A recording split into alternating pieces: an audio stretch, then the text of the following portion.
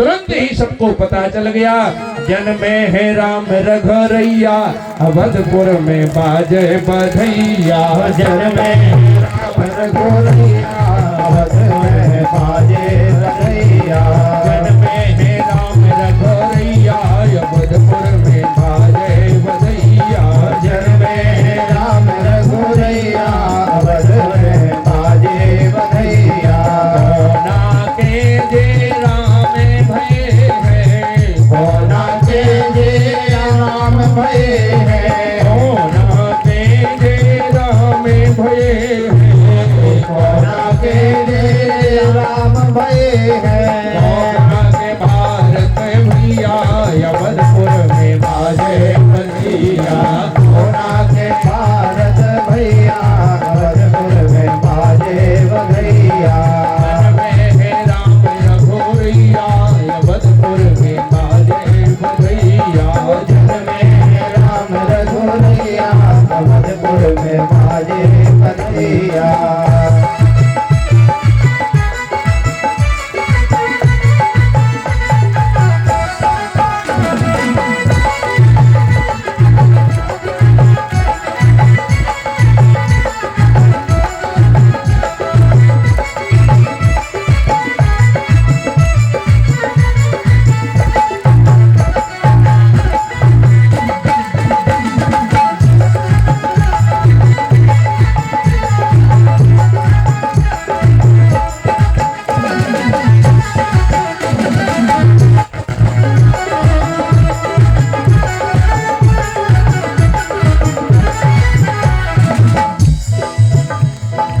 कौशल्या के राम भये है। कौशल्या के राम भये है।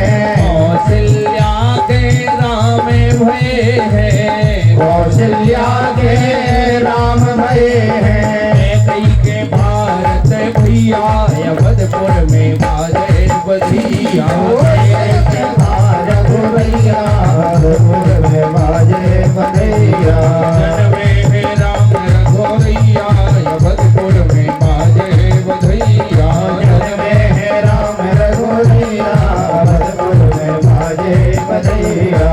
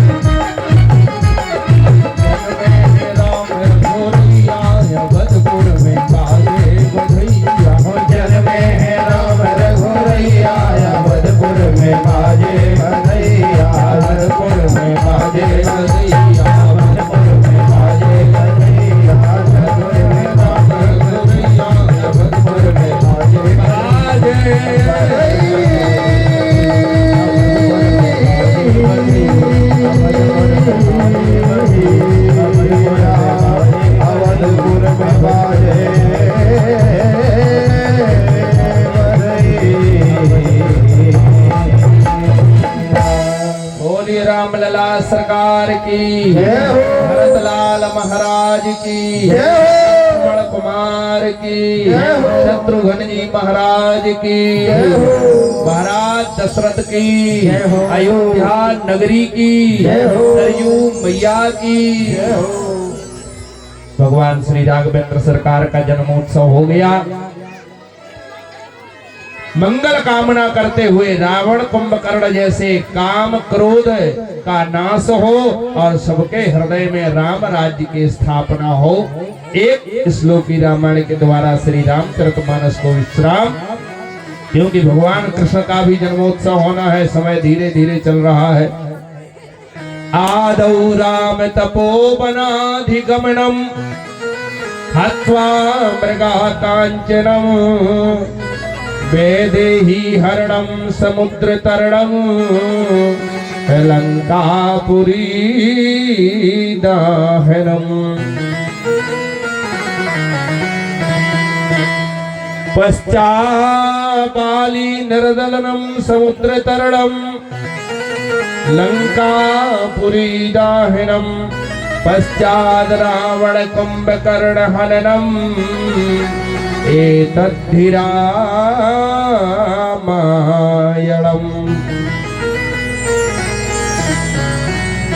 श्री रामचरितमानस को विश्राम देते हुए सुखदेव स्वामी कहते, हे राजा परीक्षित, कथितो वंश विस्तारो भवता सौम्य सूर्ययोः यदोश्च धर्मशीलस्य नितरां मुनि सत्तमो। हे राजा परीक्षित, अब तुम्हें चंद्रवंश में महाराज उग्रसेन जो यादवों के राजा थे, उनके यहाँ कंस नाम का बेटा हुआ था। उसी राज्य में सूर्यसेन के यहाँ वसुदेव जी और वसुदेव के यहाँ साक्षात भगवान 8वें बेटा के रूप में अवतरित हुए। हे राजन, यदा यदा हि धर्मस्य ग्लानिर्भवति भारतो अभ्युत्थानमधर्मस्य तदात्मानं सृजाम्यहम्। गौरभूत्वा श्रुमुखी खिन्नो क्रंदन्तीं करुणं विभो। जब इस धरती पर जरासंध, कंस, शिशुपाल आदि राजाओं ने अत्याचार कर दिया तो ये धरती ब्रह्मा जी के पास गई।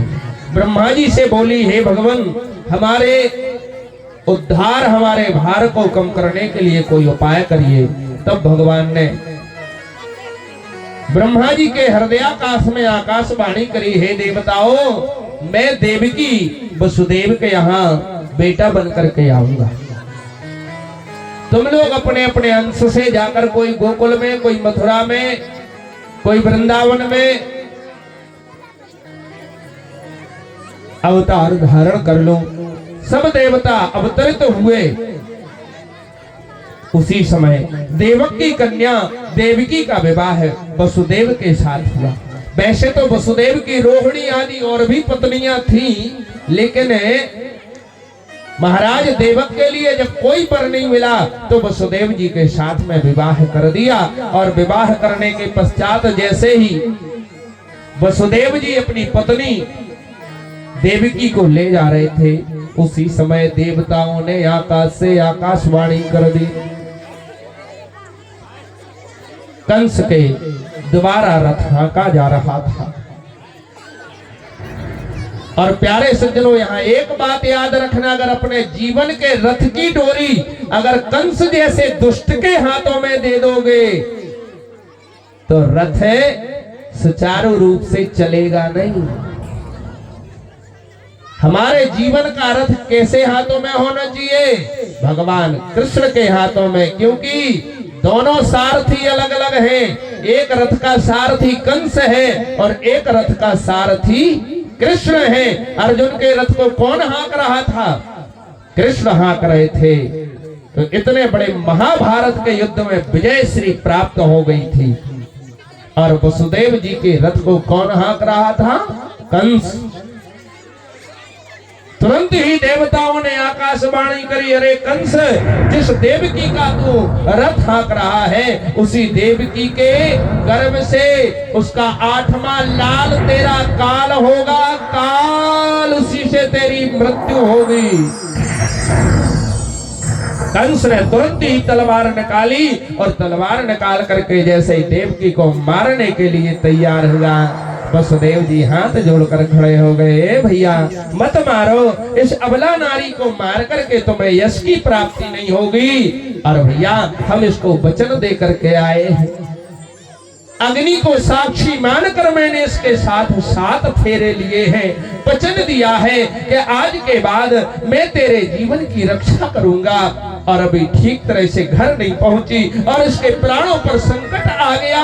पुरुष का कर्तव्य होता है अपनी पत्नी की रक्षा करना, और मैं तो अभी लेकर के घर नहीं पहुंचा और मैं रक्षा अगर नहीं कर पाऊंगा, अगर तू इसको मार देगा तो मैं जीते जी अपने प्राणों का अंत करना पड़ेगा।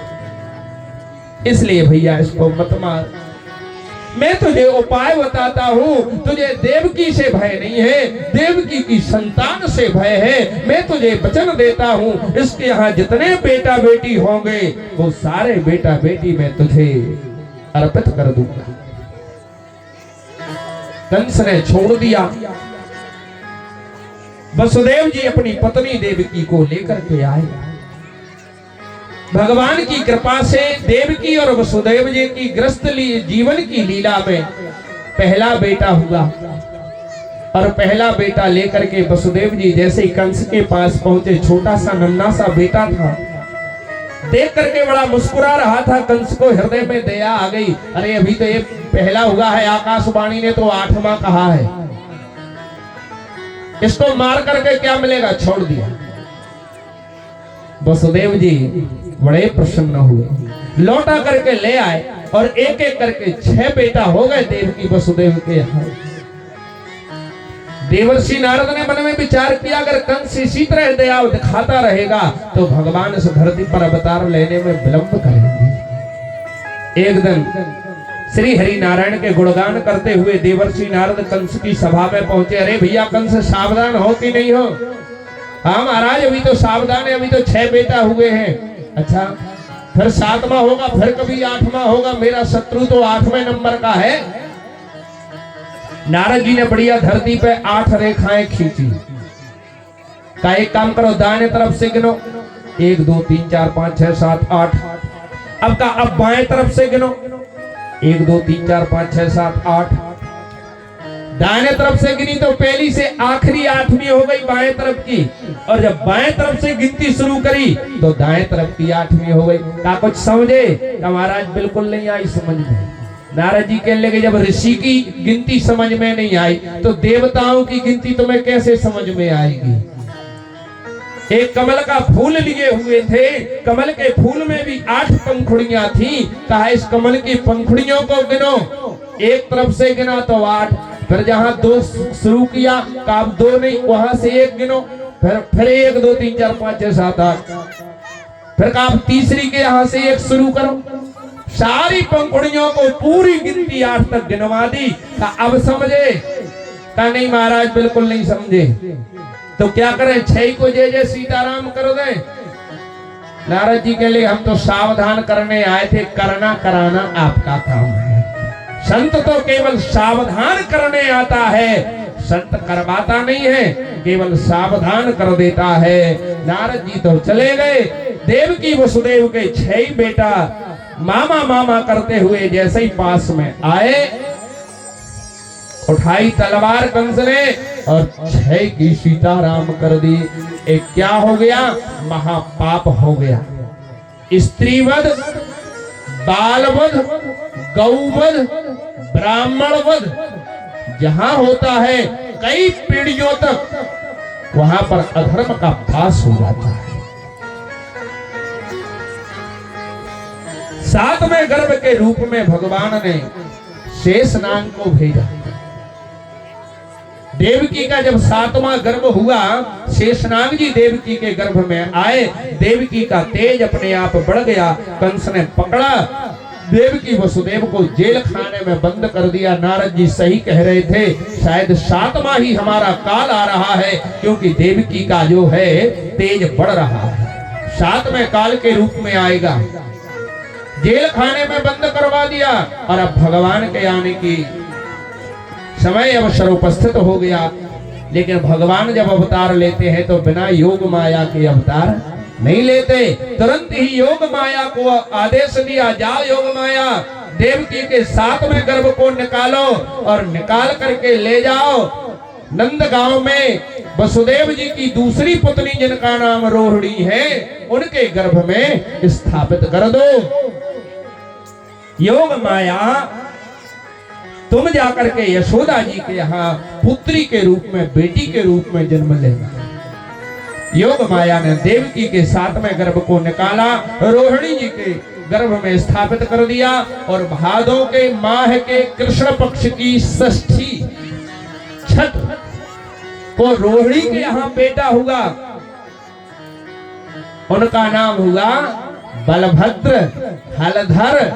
और उसी समय से अपने यहाँ कौन सा त्योहार मनाया जाने लगा? हल षष्ठी, हर छठ। क्या क्या बनाते उसमें? 7 प्रकार के धान्य भूंजते हैं, उसी में महुआ, उसी में चने है? उसी समय से हर षष्ठी का व्रत होने लगा, क्योंकि उस दिन भगवान बलदाऊ का, बलभद्र जी का जन्मोत्सव। योग माया ने स्थापित कर दिया, बलभद्र का जन्मोत्सव हुआ और स्वयं यशोदा जी के यहाँ पुत्री के रूप में प्रकट होना है और भगवान के भी प्राकट्य का अवसर हो गया है। बढ़िया प्रेम से आइए, हम और आप भगवान से प्रार्थना करें, हे नाथ हमारे जीवन में भी डगमग डोले नैया, आओ कृष्ण कन्हैया। डगमग डोले नैया, आओ कृष्ण कन्हैया।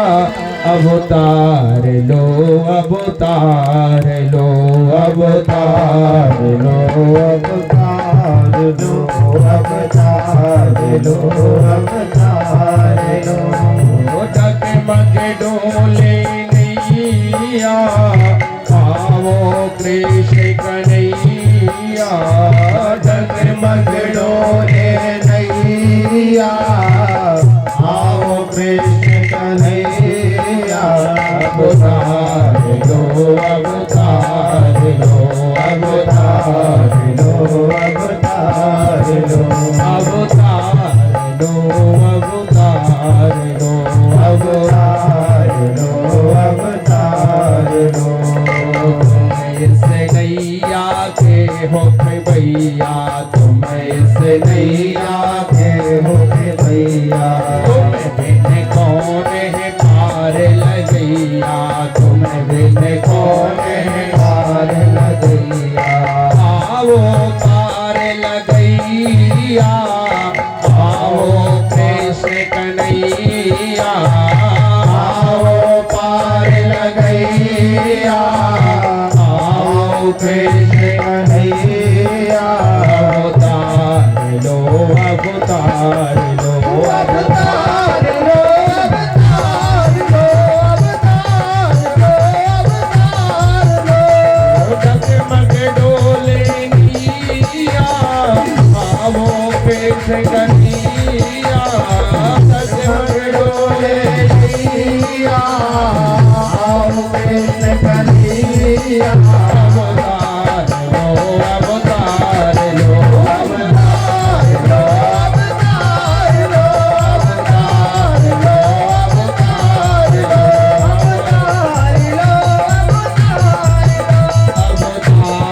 लो, अवतार लो, अवतार लो, अवतार लो, अवतार लो, अवतार लो। देवकी का जब 7वां गर्भ अपने आप अदृश्य हो गया, दोनों हाथ उठा करके, हे नाथ अब तो अवतार ले लो। 6 बेटा दुष्ट ने मार दिए हैं, 7वां दृश्य हो गया है। हे प्रभु अब तो अवतार धारण कर लो। और उसी जेल खाने में भादो मास, भादों के कृष्ण पक्ष अष्टमी तिथि, बुधवार का दिन, रोहिणी नक्षत्र, रात के ठीक 12 बजे, क्योंकि राम अवतार में वचन दे दिया था प्यारे अभी सूर्य वंश में जन्म हुआ है, इसलिए दिन के ठीक 12 बजे अब मैं जब कृष्ण अवतार में चंद्र वंश में जन्म लूंगा तो ठीक रात के 12 बजे। 8 तिथि कल बताएंगे अष्टमी का भाव। अष्टमी को क्यों लिया भगवान ने जन्म और अष्टमी में क्या विशेषता थी। अष्टमी तिथि बुधवार का दिन रात्रि के ठीक 12 बजे चतुर्भुजी नारायण के रूप में प्रकट हो गए। स्वागतम कृष्ण शरणागतम कृष्ण। सब लोग स्वागत करिए। शरणागतम कृष्ण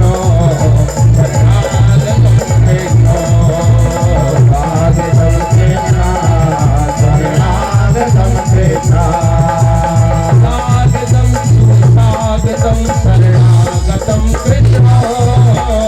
स्वागतम स्वागतम शरणागतम कृष्ण।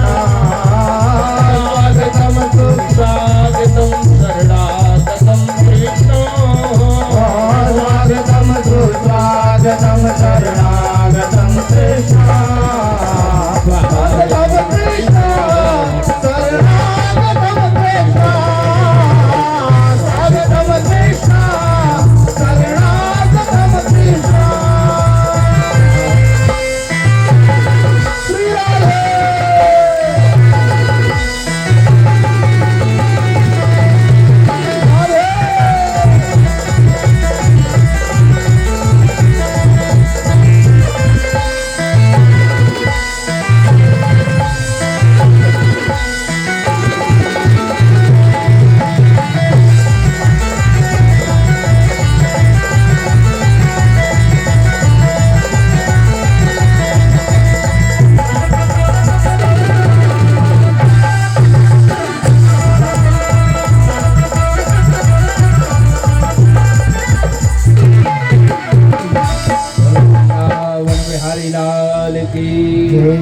और जैसे ही भगवान प्रकट हुए वसुदेव जी को आदेश दिया है, वसुदेव जी अभी एक टोकनी प्रकट हो जाएगी, उस टोकनी में रख करके हमें यशोदा जी के यहाँ गोकुल भेज देना और वहां से एक कन्या को लेकर के फिर जेल खाने में आ जाना।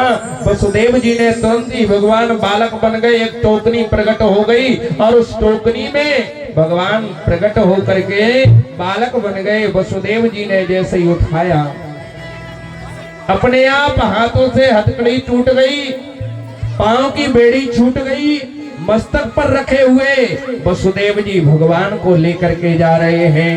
ले वसुदेव चले हरि को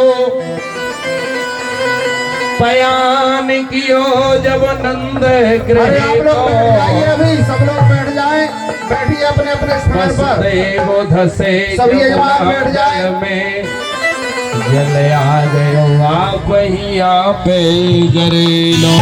अपने अपने स्थान पर बैठ जाएं, अभी खड़े नहीं होना है, बैठ जाइए।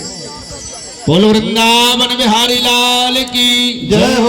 अगर आप लोग बैठ जाओगे तो झांकी का आनंद और अच्छा मिलेगा, और अगर खड़े होकर के लोगे आनंद है तो कुछ लोगों को तो आनंद मिलेगा लेकिन सभी जाओ को भैया नहीं मिलेगा। इसलिए सब लोग बस मात्र ज्यादा से ज्यादा 10 मिनट का टाइम और लेंगे। भगवान कृष्ण का जन्मोत्सव हो गया है, केवल कंस को डर लग रहा है, ऐसे नहीं है अपन जन्मोत्सव मना रहे। और जैसे ही गोकुल भगवान पहुंच जाएंगे बढ़िया धूमधाम से जन्मोत्सव मनाएंगे। आप लोगों के बिल्कुल पास में से झांकी आएगी और बढ़िया सब लोग स्वागत करना, फूल इत्यादि अर्पित करना वहीं से, लेकिन विराजे रहो अपने बढ़िया आसन पर। वसुदेव जी जैसे ही चलते हैं, यमुना जी आड़ी पड़ी हुई है और भयंकर बाढ़ आई है यमुना जी में। वसुदेव जी डरने लगे कि ऐसा ना हो मैं यमुना जी में प्रवेश करूं और डूब जाऊं तो ये बालक की मैं रक्षा नहीं कर पाऊंगा। उसी समय भगवान ने अपना छोटा सा चरण निकाला, यमुना जी के जल में प्रवेश जैसे ही स्पर्श कराया, यमुना जी बिल्कुल शांत बहने लगी और सीधे भोर में ठीक 4 बजे वसुदेव जी गोकुल पहुंच गए। जाकर के मैया यशोदा जहां लेटी हुई थी वहां पर लल्ला को लिटा दिया और वहां से कन्या को लिया। सवेरे होते ही सारे नगर में पता चल गया कि मैया यशोदा के यहाँ लल्ला हो गया है। और हम और आप बड़े सुंदर भाव से बधाई गाएंगे, बधाई कहेंगे। हाँ, हम कहेंगे नंद घर आनंद भयो। आप लोग क्या कहोगे? जय कन्हैया। नंद घर आनंद भयो जय कन्हैया लाल की। नंद घर आनंद भयो जय कन्हैया लाल की। नंद घर आनंद भयो जय कन्हैया लाल की। नंद घर आनंद भयो जय कन्हैया लाल की। जय कन्हैया लाल की जय हो गोपाल की। जय कन्हैया लाल की जय हो गोपाल की। जय कन्हैया लाल की जय हो गोपाल की। जय कन्हैया लाल की जय हो गोपाल की। नंद घर आनंद भयो जय कन्हैया लाल की। ओ नंद घर आनंद भयो जय कन्हैया लाल की। नंद घर आनंद भयो जय कन्हैया लाल की। ओ नंद घर आनंद भयो जय कन्हैया लाल की। हाथी दीनो घोड़ा दीनो और दीना पाल की। हाथी दीनो घोड़ा दीनो और दीना पाल की। हाथी दीनो घोड़ा दीनो और दीनी पाल की। ओ हाथी दीने घोड़ा दीनो और दीनी पाल की। नंद घर आनंद भयो जय कन्हैया लाल की। ओ नंद घर आनंद भयो जय कन्हैया लाल की। नंद घर आनंद भयो जय कन्हैया लाल की। ओ नंद घर आनंद भयो जय कन्हैया लाल की। जय कन्हैया लाल की जय हो गोपाल की। जय कन्हैया लाल की जय हो गोपाल की। जय कन्हैया लाल की जय हो गोपाल की। जय कन्हैया लाल की जय हो गोपाल की। नंद घर आनंद भयो जय कन्हैया लाल की। नंद घर आनंद भयो जय कन्हैया लाल की। नंद घर आनंद भयो जय कन्हैया लाल की। नंद घर आनंद भयो जय कन्हैया लाल की। नंद घर आनंद भयो जय कन्हैया लाल की। नंद घर आनंद भयो जय कन्हैया लाल की। नंद घर आनंद भयो जय। सब लोग बैठ जाओ। बिल्कुल 5 मिनट का टाइम और आनंद से बढ़िया सुंदर जन्मोत्सव मनाएंगे। हमारे यजमान के द्वारा बढ़िया सुंदर पूजन होगा भगवान का। और भगवान के पूजन के पश्चात सभी को निछावर इत्यादि दी जाएगी। और हमारा बढ़िया बधावा गाएंगे। अब जिनको नाचना हो एक एक करके बढ़िया खड़े हो जाना, क्योंकि जो भगवान के सामने नाचता है ना उसको संसार में नहीं नाचना पड़ता है। और आज तो भगवान का जन्म हुआ है। कभी कभी तो हम ही को लगता है कि हम ही नाचने लगे, लेकिन क्या करें यहाँ आसन पर विराजे हैं। तो आज जिनको नाचना हो बढ़िया सुंदर भाव से। सारे मोहल्ले में हल्ला हो गया। काहे का हल्ला हो गया? हाँ बताओ जजमान। सारे मोहल्ले में हल्ला हो गया। मैया यशोदा के लल्ला हो गया। सारे मोहल्ला में हल्ला हो गया। मैया यशोदा के लल्ला हो गया।